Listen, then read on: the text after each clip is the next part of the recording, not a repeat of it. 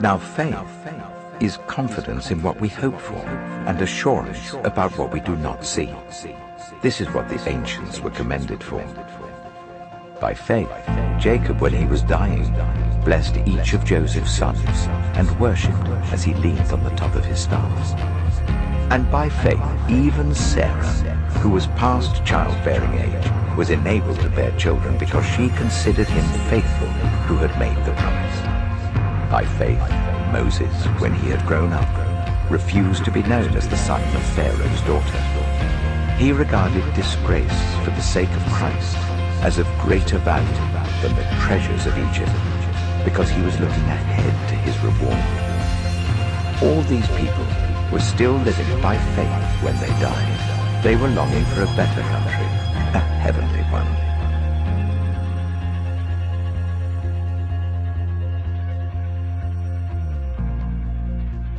We've just had that trailer for this series called The Ancients, and I get to wrap the series up tonight. And the words that we're playing over that trailer are part of a letter that is found in the New Testament of our Bibles, a letter to a group of relatively new Christians called the Hebrews.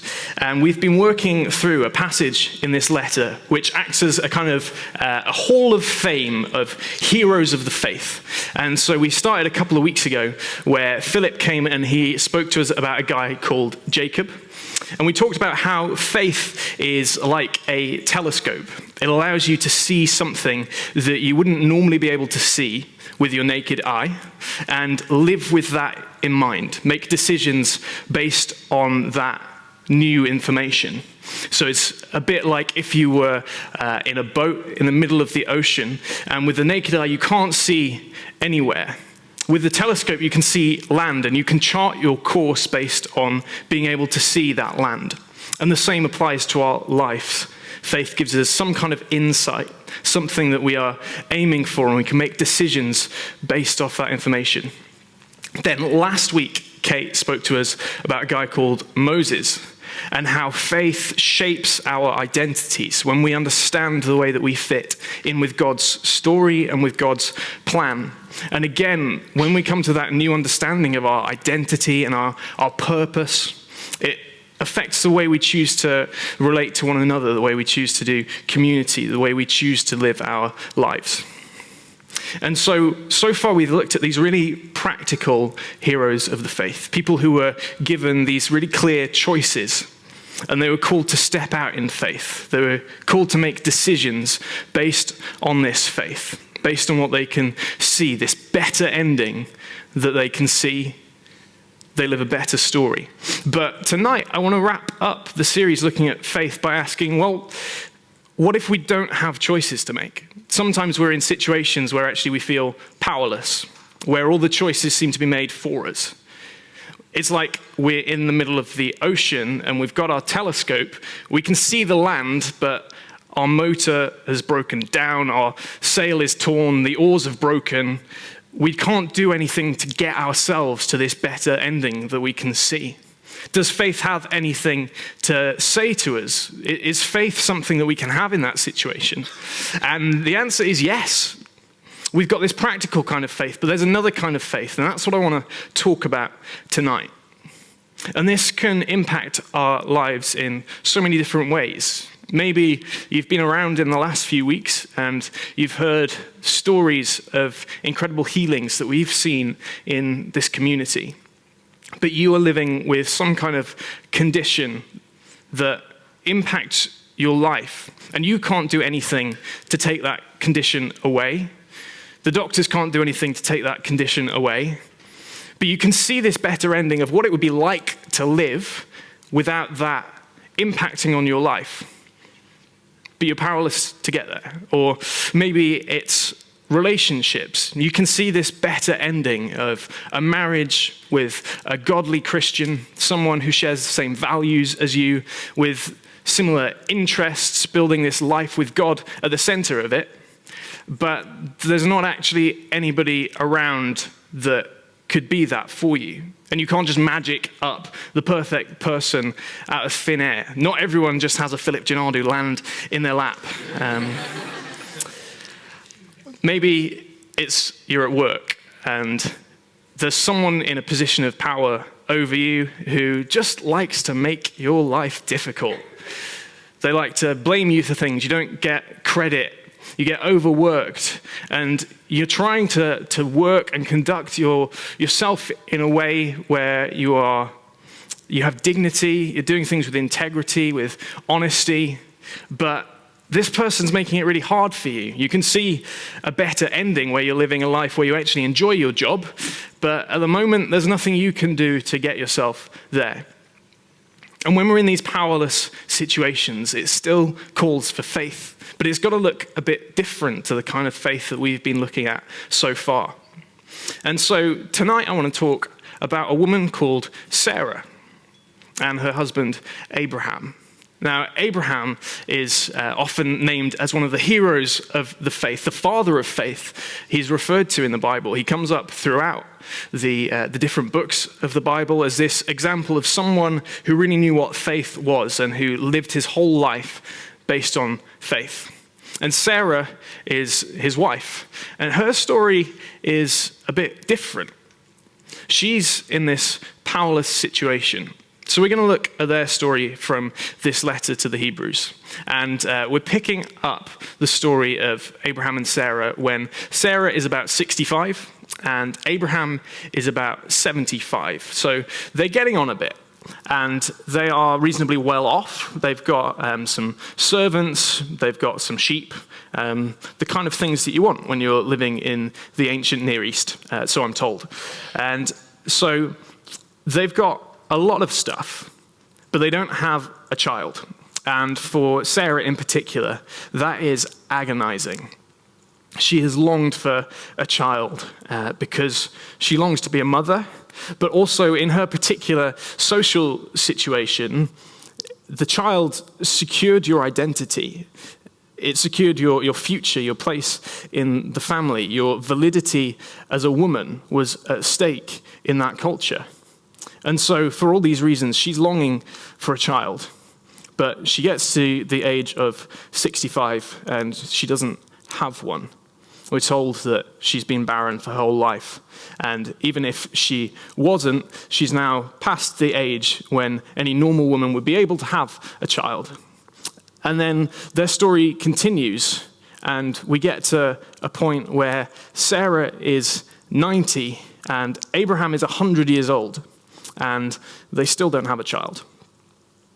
But this is what Hebrews has to say about them. It says, by faith, Abraham, when called to go to a place he would later receive as his inheritance, obeyed and went, even though he did not know where he was going.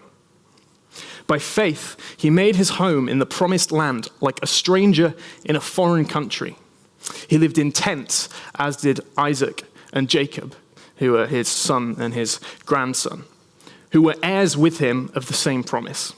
For he was looking forward to the city with foundations, whose architect and builder is God. And by faith, even Sarah, who was past childbearing age, was enabled to bear children. Spoiler alert, Sarah gets a child when she is 90 years old. And somehow, faith is wrapped up in that situation. And I want to work out, what was that? How did that work when Sarah was completely powerless, having spent 90 years being barren, longing for a child? It's not like she can have the same kind of faith we've seen in Jacob and in Moses, where God asks her to make decisions and take practical steps. Because from what I hear, there's one practical step that is involved in having a child. But for Sarah, it didn't really matter how much Marvin Gaye she put on the radio or how many rose petals she scattered on the bed. It wasn't happening for them. So her faith must look something different. We've got these two kinds of faith, a faith which is practical, which requires sacrifice and decisions to be made. But this other kind of more mysterious faith, less tangible faith that somehow can be an operation when we are powerless. Perhaps you remember a story that gripped the attention of the world back in 2010. In Chile, there was a catastrophic mining disaster. And there were 33 men who were known to be in this mine, 2,000 feet underground. And there was a huge collapse. And rock fell down into the shaft of the mine and completely trapped them. They were missing, feared, and presumed dead. And the world watched for 17 days as this rescue operation started. And this rescue operation was one that had to be done in faith. In the faith that there was somehow something worth doing, that it was worth gathering these specialists and pouring millions of dollars into this rescue operation for these guys who the chances of any one of them surviving were so small. They were tiny. They were trapped somewhere 2,000 feet underground, and it was described as finding a needle in a haystack, the hope of somehow breaking into one of these passages and being able to get access to the mine. But the president of Chile took this step of faith, and he announced to the families on one of the early days that they would keep drilling until they found the guys who were trapped. Whether they were dead or alive, he wanted to reunite them with their families somehow, in whatever way that would look like. And so after 3 days of disastrous attempts at trying to rescue them, they started drilling, and they just triggered another collapse. And it wasn't looking like it was going to end well. They knew that their food supplies would have run out. They only had 3 days max of food and water supplies. But they kept going. And we see this faith in action, this faith like Moses and Jacob, where there are people being called to make these big decisions based on this better ending that they could see. The president of Chile could see this ending where they were reuniting some of these trapped miners with their families who were desperate. On the surface, they built this town, which they called Hope, and they gathered there every day, and they prayed. And the first week comes to an end, and they are still nowhere near rescuing them. And the second week comes to an end, and the president has his advisors around him who are saying, when are we going to stop? When are we going to stop wasting money? There's no chance that anyone down in this mine is still alive. And then on day 17, one of the drills breaks through into this air pocket. And one of the engineers reports hearing a sound as if someone was banging on the end of this drill 2,000 feet down with a hammer or a wrench or something like that. And they pull this drill bit up, and there are scenes of elation beamed around the world as they find a note attached to the end of the drill. And they open up this note before the eyes of the world's media. And the note says, "We are well in the refuge, we the 33. And by some miracle, all 33 of these guys were alive down in the mine. They'd managed to stay alive for 17 days. And we see that the faith, the better ending, that the people on the surface conducting this rescue operation, it paid off. They found these guys, and it was another 52 days before they managed to pull them to the surface because they had to drill incredibly carefully so as not to jeopardize them any further. But all 33 guys got pulled to the surface, and we see this active faith in the people that were performing the rescue. What we didn't get to see was down in the mine for those 17 days, the guys were powerless. They didn't have these choices like Moses and like Jacob where they could be doing things in faith because they were trapped. They had no ability to rescue themselves. They were completely dependent. They could hear these drills coming down either side of the chamber that they were stuck in, missing them. And they needed to have faith as well. They needed to have this kind of faith that Sarah had in her powerlessness. And they did. They gathered every day, and they would pray together because that was the one thing they could do. And they shared out the 3 days' worth of rations that they had. They lived on half a teaspoon of tuna each every day.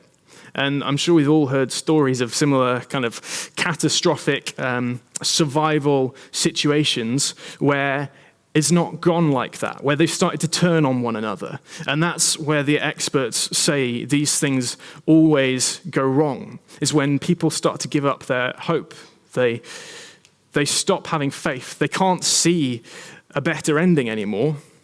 And so they start to make awful judgments about who should survive, about having to prioritize one another, some of them over others. They start saying, oh, that person is weak, they're not going to make it anyway, we might as well stop giving them rations and save it for the people who still have a chance. But these guys didn't do that. These guys had this still, steady faith, even though they were completely powerless, and somehow it transformed their situation. There's a whole load of miracles that they report happening down in the mine. But my favorite is after they ran out of water after a few days, the drinking water that they had to turn to these 2 tanks of industrial water that they had down there. And so this water was never meant for human consumption. It was meant for industrial use. And they gathered around one of the tanks and they prayed over it. And that was the water that they drank for the next 14 days until the rescuers broke through and were able to get them fresh supplies. And when these guys were all lifted to the surface on the 69th day of this operation, they took with them some samples from these 2 water containers. And the one that they had prayed over was completely pure. They took it for testing, and it was perfectly palatable. The other one they tested, and if the miners had drunk from that container, they would have all died. They had the faith to gather around and pray because that was all that they could do.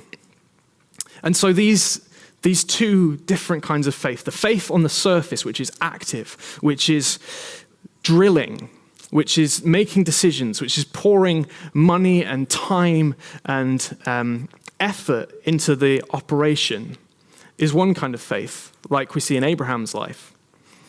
And then we have this other kind of faith 2,000 feet below, where these people are powerless. And yet somehow their faith transforms their situation, much like Sarah's faith transforms her situation. And we get these pictures on the final day. And they estimate 1 billion people around the world saw these guys being pulled up alive. And most of them, as soon as they got up, they knelt and they prayed, they worshipped, because they said this was a miracle that happened in that mine. And we got to see their phone footage that they captured in the early days of them together and the faith that they had.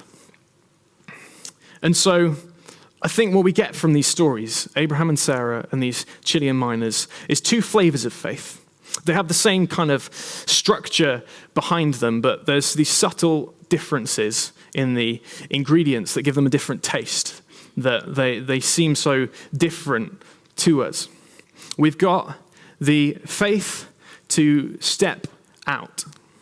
That's the kind of faith that we saw on the surface with the people making these decisions. It's the kind of faith we see in Abraham's story, where it says that by faith he left his home in search of a better land that God had promised.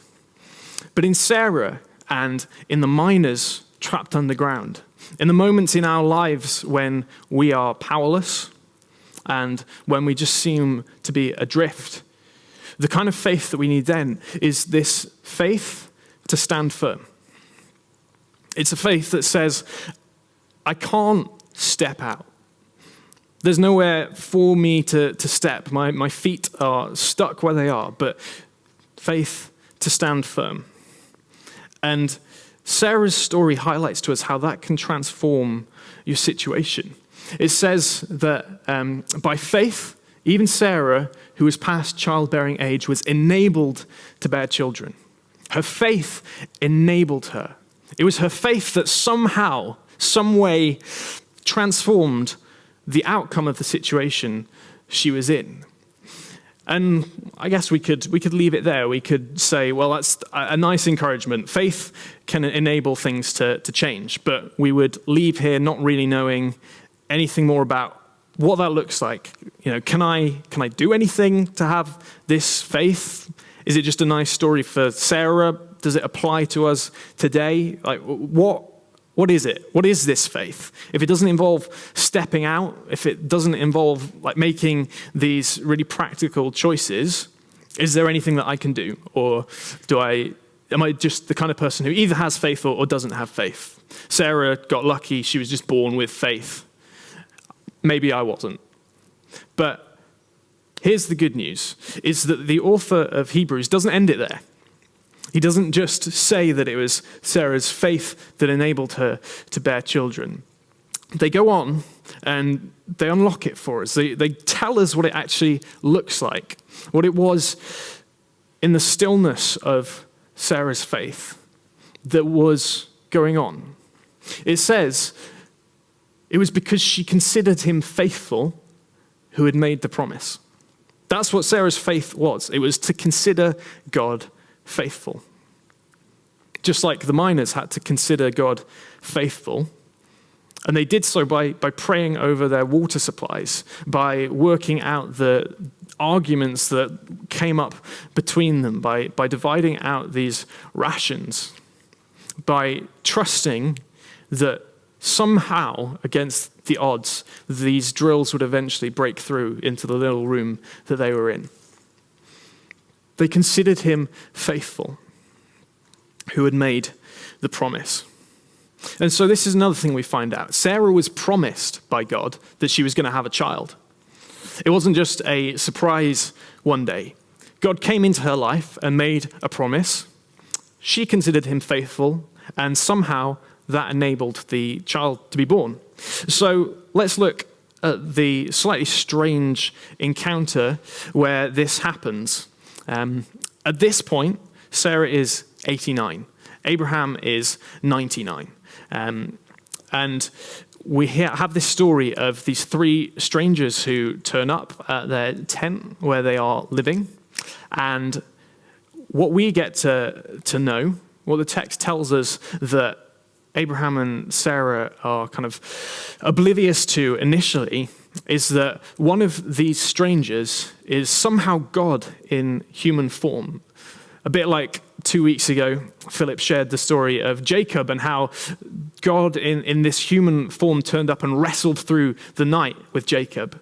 We see God again in human form with Abraham, who's Jacob's grandfather, and these two other figures who we believe are angels. They come to the tent where they're staying, and it says this. Then one of them said, "I will surely return to you about this time next year, and Sarah, your wife, will have a son." Now, by this point, this isn't news to Abraham. He has actually had God give him a load of promises that he's going to have a son. Abraham hasn't dealt with this incredibly well. There was a small episode where he ended up sleeping with Sarah's slave girl and having a son with her, and God's like, no, that's not it. That wasn't it. You just needed to wait. So God has made the promise a bit more clear to Abraham, and he said, no, you're going to have a child with Sarah, your wife. Obvious, but what can you do? Now, we don't know whether Sarah has been let in on this promise. We don't know whether Abraham felt that was an important thing to share, or whether he thought, I'll just worry her, I'll keep that to myself. And so it tells us that Sarah was listening at the entrance to the tent, which was behind him. And again, it just reiterates Abraham and Sarah were already very old, and Sarah was past the age of childbearing, just in case you hadn't picked it up in their story already. And then it goes on. And it says, So Sarah laughed to herself. She overheard this promise, which was being directed to Abraham. But Sarah laughed to herself and thought, after I am worn out and my Lord is old, will I now have this pleasure? Then the Lord, you see, we get to know that this is God. The Lord said to Abraham, why did Sarah laugh and say, will I really have a child now that I'm old? I like this because that's not actually what Sarah thought. Sarah thought Abraham is really old, but God has the tact to filter that out and save Abraham's feelings. He cuts out the bit where she says Abraham's really old, which is quite nice. That made me chuckle. And so this happens, and then next, the penny kind of drops. God says, anything too hard for the Lord. I will return to you at the appointed time next year, and Sarah will have a son. It tells us Sarah was afraid. Now, Sarah had a good reason to be afraid, because what it told us was that Sarah thought these things, and God said, why did Sarah say? Sarah didn't say anything. Sarah thought, will I have this pleasure? But God, this stranger who's turned up at their tent, says, why did Sarah say? And so Sarah has probably pretty quickly worked out that there's only one person that she knows of who can know your thoughts as if you said them. She works out that this is God that has turned up at their tent, and she has just laughed at him when he's made her a promise. It says Sarah was afraid, so she lied and said, I did not laugh. It's a bit like it happened in school all the time. You know, the teacher would turn around and be writing on the whiteboard, and then someone would do something, and someone would laugh, and the teacher would turn around and say, what's so funny? Why'd you do laugh? And you go, I didn't laugh. I didn't laugh. And, you blame the person next to you, and the teacher normally does the thing where they sort of say, if it's so funny, why don't you share it with the class? And, teachers think they're so clever like that and whatever. So, Sarah jumps to her defense. She says, I didn't laugh. But this being God, he says, yes, you did laugh. He gives her a slap on the wrist. He says, yeah, you did laugh. Actually, these are the only words that God addresses directly to Sarah at any point in her story in the Bible. It's 3 words in Hebrew, and we translate it as, yes, you did laugh. That's it. That's in the whole of her story. That's all that we get to know he said to her directly. And it seems to be this kind of ticking off, this slap on the wrist, this rebuke. How dare you laugh at God? You've got a right to be afraid if you laughed at God. He's a bit more scary than your average school teacher. He can do more than just give you detention. He's the God of the universe, and she knows this. But actually, when we get the Hebrews passage, it tells us that somewhere in here, Sarah considers God faithful, and she believes him who had made the promise, and that was her faith. That's what her faith looked like. If we fast forward a year, we find that the promise comes true. Sarah, at the grand old age of 90, which is even older than Philip, has a child. Abraham is 100, which is like pretty much 2 Philips, which is crazy. And they have a child. And God has told them to name this child Isaac. So they name the child Isaac. Now, Isaac means laughter. And that's the translation. The translation is laughter. And when you know that God has blessed them, and the result of this promise is a child that he says should be called laughter, it reframes this whole situation. It makes you think, well, maybe when God says, yes, you did laugh, what if he's not telling Sarah off? What if actually these are the warm words of a father, a God who has come close, come to earth, and has come and joined them at their tent to make a promise to them? What if actually these words are an affirmation. Maybe that's the reason they're the only words that God says directly to Sarah. Maybe they're not filled with scorn, but they are filled with love and affection. Because Sarah laughs, and God blesses her with laughter. Her faith enables her to laugh. Her faith brings forth this laughter, this special child. And so what we see is that when Sarah laughs, she asks a question. She dares to think, well, maybe it's possible. Will I now have this pleasure? And I think Sarah's faith, what we can learn from Sarah is her faith is in the laughter. Her faith is in the question. Even though it seemed impossible, she didn't just dismiss this prediction that at the time some random stranger she thought was making. She doesn't just say, he doesn't know anything. She laughs and she thinks, well, could it be? Maybe it is possible. We can't just dismiss Sarah's faith. I think her faith is in her laughter, and her faith is in the question. And that should give us a lot of hope, because we often see faith as this thing that you kind of have to summon up, or you have to kind of reason out. I can have faith because of this. Like this is a reason I can believe that this is possible, right? But Sarah is faced with something completely impossible, and her faith is in the laughter. That sets a pretty low bar. I feel like I can have enough faith to laugh at God when he makes a ridiculous promise. Like that sounds achievable.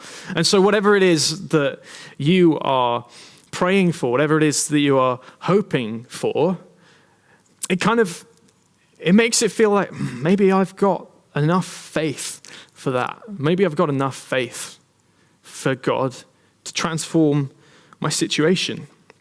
And what was her trick? She considered him faithful. She chose, after 90 years, not to think of God as someone who was refusing to give her what she wanted, not as someone who came along to taunt her and to make an empty promise, but she chose to believe in his goodness. She chose to believe that he was going to be faithful. And he was. And so we always have this choice. Sarah, in her powerlessness, worked this out. She knew that she had a choice to consider God faithful. And so we're never truly powerless in this dynamic with God, because we can always choose to consider him faithful. We can always choose to pray, to reach out. The story of Sarah made a lot more sense to me when I thought of the story of another powerless woman, this time a woman who encounters Jesus when he's going about his ministry. And he's going through the town where this woman lives, and she has been bleeding for 12 years, we're told. She's completely shunned from her society because bleeding made you ritually unclean. It prevented you from worshipping in the temple properly. It restricted what you could do. It restricted the kind of interactions that you were allowed to have with people. And so she had this complete burden on her. She was completely powerless. And Jesus walks through the town, and what does she do? She goes up to Jesus, and she reaches out and she touches his cloak, and she's instantly healed. And Jesus says, "It is your faith that has made you well." In a physical way, she got to reach out and touch Jesus. But I think Sarah, these thousands of years before, was just doing the same thing. It just wasn't as physical. She couldn't touch Jesus, but she could reach out from her heart with her words, with her worship. And I feel like I had a kind of experience of this a couple of years ago on this very stage, actually. I'd been at Metro for a couple of years, and I was part of the team leading worship. It was something I did about once a month, and I'd been in a relationship for a few years that had run kind of my last year at sixth form, and then the first couple of years of trying to work out what all this adulting business was about and like how that worked. So it was kind of a big time of transition and stuff in my life, and that was a fairly constant thing. And then suddenly, one day within the space of about a 5-minute conversation, my girlfriend had decided that she was out. She couldn't explain why, but she just left. She disappeared. And it kind of felt like I was trapped a couple of 1,000 feet underground, and the weight of the world had crumbled on top of me. I felt powerless to do anything about it. It affected kind of every area of my life, really. She was also part of this church, and so this felt like it wasn't a safe place anymore. All our kind of friendship groups were mixed together. The hobbies that we did were kind of shared. And so it was like just my whole life crumbled. And then a week later, I was due to get up on this stage and lead worship. And during that week, it was the lowest week of my life. I wasn't eating, I wasn't sleeping, I wasn't really enjoying anything. I was questioning what had happened. I had no answers. I still don't have any answers. But somehow I had to face, do I get up and lead worship? In that week, it felt like God was so distant. I had so many questions about, if God is meant to be the comforter, why don't I feel comforted? If he's meant to bring peace, why do I feel so unpeaceful all of the time? If he's meant to be my rock, why do I feel like the ground beneath me won't stop moving? And so, I was faced with, can I get up and lead worship? Songs that are full of, declaring these things about God, declaring he is good, he's never going to let me down. I don't know if I could have sung that song because it felt like I wasn't sure if it was real, if it was true in my life at that time. And yet looking back, now I know that actually God was there. He was so close that I couldn't make him out. But at the time, I thought he wasn't there. But I got up and I stood up and we went through rehearsal and I was singing these songs and I was just kind of there the whole time like, this just needs to be over. I'm singing these words, but they feel hollow. They feel like there's nothing behind them. I don't know if this is true. I have so many questions, so many doubts. And we got to the service and, I got up and I sang them and we got to the last song, which was Cornerstone. And as I sang the words, Christ alone, cornerstone, weak made strong in the Savior's love, that was my experience. I got up and I was weak, so weak. But somehow, by choosing to consider him faithful, by saying, I have so many questions about these words, what this means in my life, where you are, but I'm going to consider these things to still be true. I'm going to declare them even if they don't make sense in my circumstance. And so I sang Weak Made Strong in the Savior's love. Even though I was weak, even though I'd sung them in rehearsal and nothing had changed, I'd gone from weak to still weak.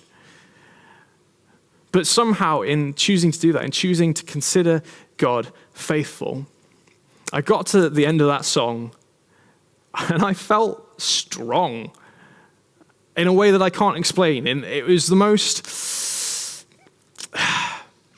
powerful experience I've ever had of God. One of the kind of most vivid, most real experiences just in life in general. I got to the end of the song and I opened my eyes. I'd kind of had my eyes screwed shut for the whole worship set. I was like, oh, there's 120 odd people here. Whoops. But, it didn't matter. It had just been me and God. And then people started coming up to me and, they didn't know anything that had happened in my life, but they were like, there was something about that was different. They'd seen me lead worship a load of times before. And someone came up to me and said, somehow I just knew the words that you were singing were true. And it was like, I didn't know that they would be until I sang them. But I dared to laugh. I dared to ask the question. And someone else came up to me and said, I think you worshipped yourself happy. And I was like, yeah, I did. I worshipped myself happy. And the weeks after that were still tough, but they were so much better. I managed to sleep. I managed to start eating. Somehow, by considering God faithful in that way, it transformed my circumstance. It transformed the place that I was in. And so we need to consider God faithful. Even when it doesn't make sense, even when we have questions about it, it's not faith if it's certain, but we choose to consider him faithful. And, I want to be really clear about what I'm not saying. I'm not saying that we need to have more faith somehow, that we can muster up this faith, and that if your life isn't going well, if there are these things that you feel powerless in, you need to just, get more faith and I'll be fixed. That's not what I'm saying, because I'm afraid that's not true. Even the people that we've been reading about over the last few weeks, it says they all died waiting for some of the things that God promised to come true. Because he's going to bring all of these things together one day at the same time, where the things he's promised them, the things that he promises us now, are all going to come true on the day that Jesus returns. And so in this sense, faith isn't so much like a sliding scale where you can have more of it and your life will be better if you have more of it. It's more like a yes or a no. It's a shutting it down or having enough faith to laugh and ask the question. And so if you are in this room or if you are watching this back online, I can promise you that you've got enough faith, because coming here today or listening to this, giving your time for it, is enough faith. Even if it feels like you don't have any, the fact that you've dared to ask the question, will I have this pleasure, is Sarah's question. And somehow by coming here, by listening to this, you're asking that kind of question. You've got enough faith. And so God can transform our circumstances when we have that faith, when we ask these questions. So we need to keep asking these questions, keep laughing, keep praying, keep reading our Bibles. All of these small things, they're all acts of faith that God can use to transform our circumstances. And so if you're still waiting for him to bring that right person into your life, and you're wondering, do I just widen the net? Do I, go for someone who isn't a Christian yet, and I'll try and convert them or whatever, but, God's not bringing anyone else along, and they're quite nice, let's do that. Hang in there, stand firm, have the faith to stand firm, and God can use that. He can transform your circumstance. There's all sorts of things that God promises us in the Bible. And I want to finish with this. Just, what is it that you felt that you thought God wanted to do in your life, but maybe you've given up on it because he hasn't yet, and so you must have been wrong, right? Sarah must have thought that for decades, and God was faithful. So what is that for you? What is the promise that you need to hear? We can open our Bibles and they're full of promises. And if we consider him faithful who made that promise, then that's going to be true. Maybe it's the promise that God fights for you. God fights for you. Maybe it's the promise that God gives you strength in your weakness. Maybe it's the promise that he will never leave you. Even though other people just seem to disappear from your life, God will never leave you. That is a promise that he makes. That is something that we can choose to consider to be true, and it is. God will clear our names when people lie about us, when we get caught up in gossip and rumors and those kinds of things. If you are a victim of that sort of thing in your life at the moment, you don't need to fall to that level, because God promises he will clear your name. Just consider him faithful.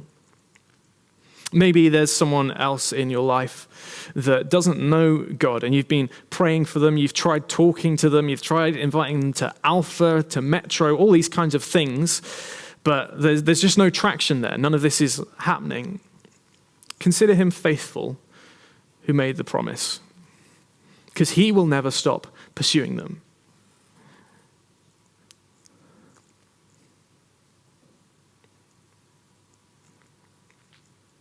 Consider him faithful. And that can just be a laugh, just be a question. It can just be a feeble prayer, but it's enough. And so I want to pray. If you've got something in your life that you feel powerless in, then maybe you want to just reach out your hands, present that to God, and ask him to come and work in that situation. Choose to consider him faithful. It might not look how you think it will, but he'll meet you in that. Or if you know someone else that is going through this kind of thing, then reach out a hand and pray with them, stand with them. Let's pray. Father God, I thank you that you are always faithful, that we can have our lives transformed by this. That you set the bar low for the faith that we need, and you can grow that faith, you can transform our lives. And God, I want to pray that for everyone here in the situations where we feel powerless, would you come and meet with us?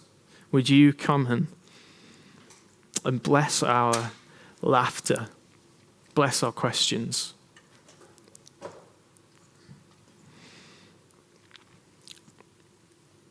Would you come and deliver on these promises that people need you to come and deliver on? In Jesus' name, amen.